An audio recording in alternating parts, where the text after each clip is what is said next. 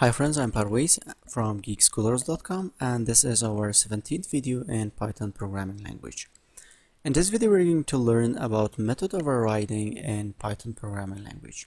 Now by using method overriding we can change the implementation of a method provided by one of its base class.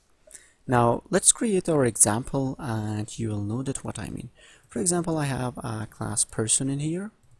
Now in this class person I have a method or function of print name, and it's just printing. For example, print my name is, so whatever you want you can just add.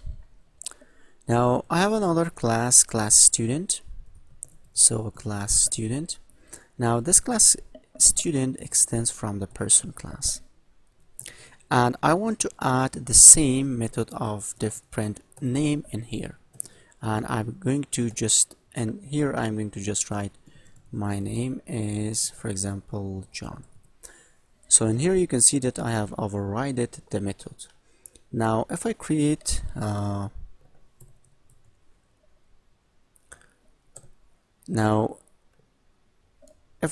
object of my person, so let me just say p person, and now I can call this div dot print name, p.print name, and if I run this you can see that I am receiving my base class print, so its print name is related to base class.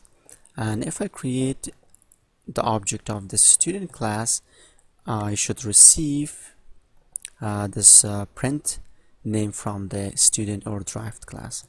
Now I can just create st, and I can say student, and now if I say st.print name, and if I run this, so you can see that my name is John. This is from the derived class, and this is from our base class.